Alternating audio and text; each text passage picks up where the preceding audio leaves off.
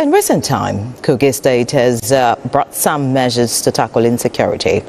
Solomon Ayedehhin is standing by to give us an update on the state's security situation. Solomon.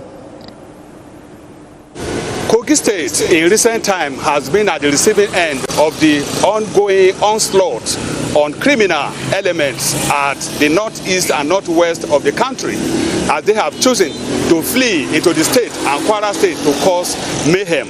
As they are settling down in Kogi State government has made its stand clear. 1, not to negotiate with any criminal. 2, to take the fight to them in Kogi forests.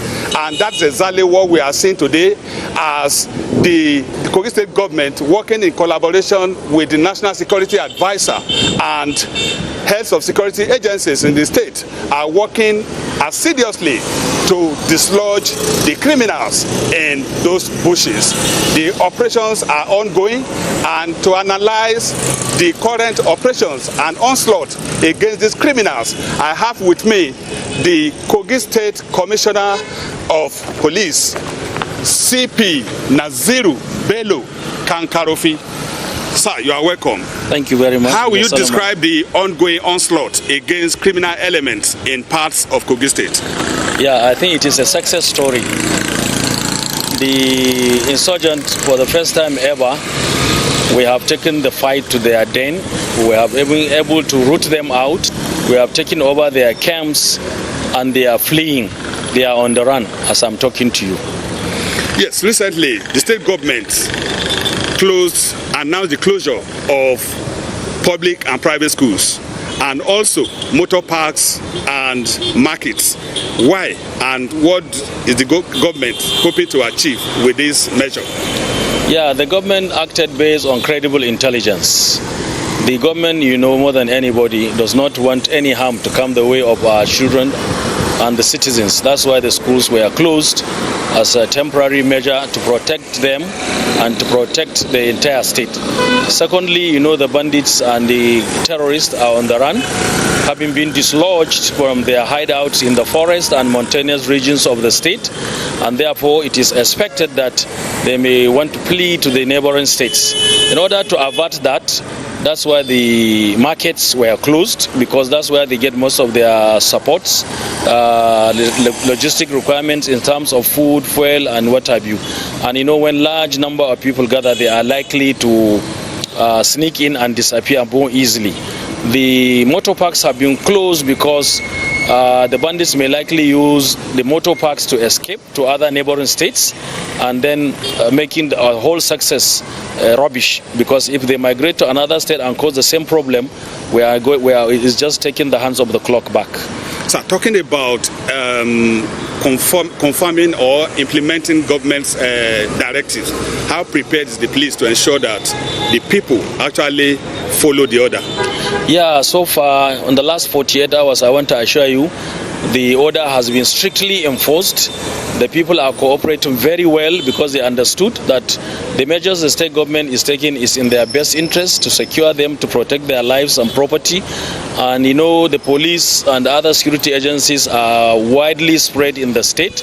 Our area commanders and divisional police officers and even officers in charge of outposts are enforcing that order, and so far so good. I want to tell you, we have even made arrests. As at today in Kaba, we made an arrest of about 40 people, and they have to undergo screening to make sure that there are no fleeing bandits. And as a result of the operation, I told you that we are able to rescue about 16 people who have been in captivity in the bandits camp. And therefore, even the state government has opened a refugee camp and internally displaced people, because in the course of the operation, we decided that all isolated camps must be moved to the IDP camps, so that only bandit camp will now be left in the forest, and that will help us to deal with the situation more effectively. So what's your message for the people of Kogi State? Well, my message is a message of glad tidings. I believe the worst is over. Of course, you know, a dying horse will always want to kick. They have been doing some subterranean high robbery and kidnapping activities in isolated areas from the day before yesterday and yesterday, trying to show that they are still around, but we are trailing them.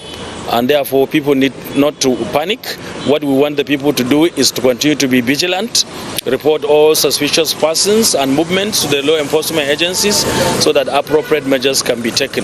But I want to thank Kogi State people and the government of Kogi State, the Inspector General of Police, the Office of National Security Advisor, and all sister services that have put heads together to make Kogi State a very, very hotbed for criminals and other undesirable elements. Thank you very much. That is CP Naziru Bello Kankarofi talking about the security situation in Kogi State and elaborating on the enforcement of the order of the state government, particularly the closure of the market and motor parks. Local government chairmen have been mobilized to ensure that they work along with stakeholders in their various local government areas, particularly in six local governments out of 7 of Kogi West Senatorial District. Also, the State Ministry of Information is mobilizing seriously to carry everybody along to ensure that people in the communities are aware of government intention and they work along with the government to ensure that the markets remain closed and the parks are not accessed for now. Also, the Office of the State Security Advisor is coordinating heads of security agencies in the state to ensure enforcement of government order. So, Kogi State government is on top of the situation, and the assurance we are getting from the government as exemplified by the CP, it is obvious that in no distant time, the issue of banditry and other criminal acts in the state will be a thing of the past. All right, many thanks, Solomon, for the update. Good to know that Kogi is safe.